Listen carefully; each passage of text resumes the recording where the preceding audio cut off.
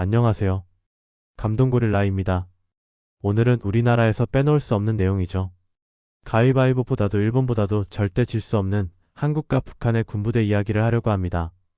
그 전에 구독, 좋아요, 알림 설정은 사연을 전달해 드리는데 많은 힘이 됩니다. 그러면 사연 시작하겠습니다. 한반도는 지금도 세계에서 가장 강력한 군사적 긴장 상태에 놓인 지역입니다. 정전협정으로 전쟁이 멈췄을 뿐 평화협정은 체결되지 않았기에 우리는 아직도 전쟁이 끝나지 않은 나라에 살고 있는 셈입니다. 이 땅에서 군복을 입는다는 것은 단순한 직업을 넘어 역사와 민족의 무게를 짊어지는 일입니다.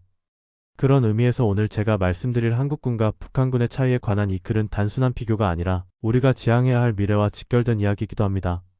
한국군은 오늘날 세계 6에서 7위권에 이르는 정예 군대로 성장하였습니다. 인원으로는 약 50만 명 수준이며 상비군, 예비군, 민방위까지 포함하면 수백만에 달하는 인적 자원을 기반으로 하고 있습니다. 반면 북한군은 상비군만 120만 명 이상으로 한국군의 2배를 넘습니다. 하지만 숫자가 전부가 아닙니다. 질적인 면에서 보면 한국군은 첨단 기술과 정보력을 바탕으로 한 네트워크 중심의 정밀작전이 가능한 반면 북한군은 아직도 1970, 80년대 수준의 전력을 유지하고 있는 것이 현실입니다. 무기체계만 보더라도 큰 차이가 납니다. 한국군은 미국과의 동맹을 바탕으로 F-35 스텔스 전투기, K 흑표 전차, K9, 자주포, 이지스 구축함 등 세계적인 수준의 무기체계를 도입하고 개발해왔습니다.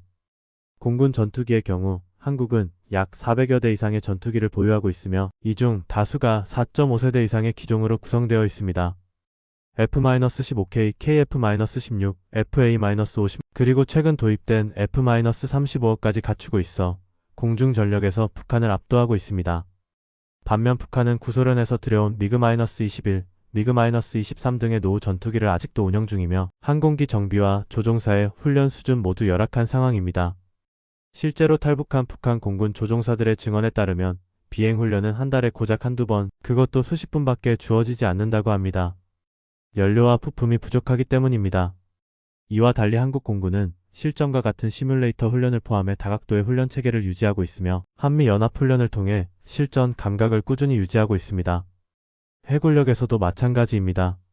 한국 해군은 3만 톤급 대형 수송함, 톡도함, 이지스 구축함, 세종대왕함, 잠수함 사령부까지 갖춘 종합 해군으로서 동북아시아의 해양 안보를 책임지고 있습니다. 북한은 경비정 위주의 해군력을 갖추고 있지만 전면전 상황에서는 해상 전력 자체가 제 기능을 발휘하기 어려운 구조입니다. 잠수함 전력도 상당수는 노후한 로미오급 잠수함이며 정밀 타격이나 기동성 면에서 한국 해군과는 비교하기 어렵습니다. 지상군 역시 전차, 장갑차, 자주포, 탄약 운영 체계 등에서 한국군이 훨씬 정교하고 체계적인 능력을 보유하고 있습니다. 북한의 주력 전차는 T-62를 개량한 천마호, 성군호 등이지만 이는 K 흑표 전차와 같은 최신 기종과 비교하면 생존성과 화력, 센서 네트워크 모두 열세입니다. 더군다나 한국군은 전시작전 통제권 전환에 대비한 각 군간 통합작전 능력과 함께 삼축체계를 완비해 전략적 억지력을 강화하고 있습니다. 삼축체계란 킬체인, 한국형 미사일 방어체계 KAMD, 대량 응징보복 PKM을 뜻하며 이는 북한의 미사일 및 핵 도발에 대한 정밀 대응 능력을 의미합니다. 군 복무기간도 비교할 필요가 있습니다. 한국은 현재 병 복무기간을 지속적으로 단축해 병사들의 인권과 사회복귀를 배려하고 있으며 육군은 18개월, 해군은 20개월, 공군은 21개월로 단축되었습니다. 북한은 710년의 복무기간을 유지하고 있으며 일부 병사는 군생활을 마친 후에도 사회복귀가 불가능할 정도로 군에 종속되어 살아갑니다. 탈북 군인들의 증언에 따르면 군생활 동안 제대로 된 식사조차 제공되지 않고 무기와 탄약은 녹슬어 있으며 훈련은 반복적인 행군 위주로 실전성과 거리가 멀다고 합니다. 탈북한 전직 북한 장교는 이렇게 증언합니다.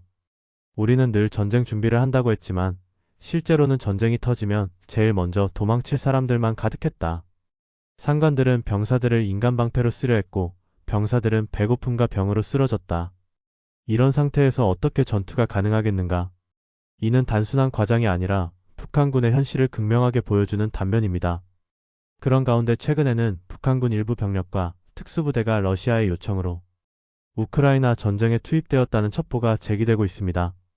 김정은 정권은 러시아와의 밀착 관계를 강화하면서 실전 경험이 부족한 북한군 일부 부대를 러시아군의 보조 병력으로 활용하고 있다는 것입니다.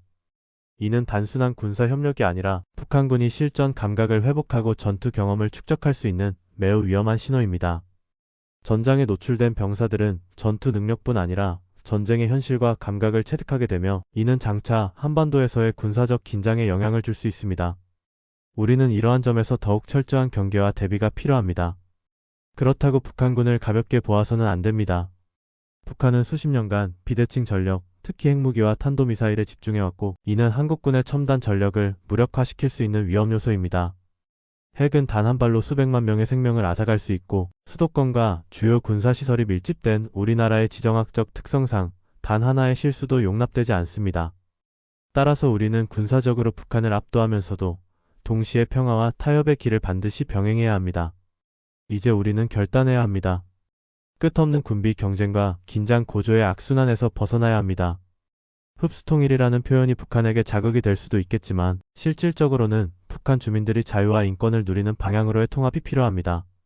무력에 의한 통일이 아니라 내부로부터의 개혁과 외부의 안정적 지원, 그리고 한국군의 압도적인 전략 우위를 기반으로 한 평화적 통일이 우리가 가야 할 길입니다. 작년 12월 우리 국군은 국민들 앞에 부끄러운 모습을 보였습니다. 한순간의 방심과 판단 착오로 인해 신뢰와 사기가 땅에 떨어졌고 이는 군인으로서 가장 뼈아픈 일이었습니다.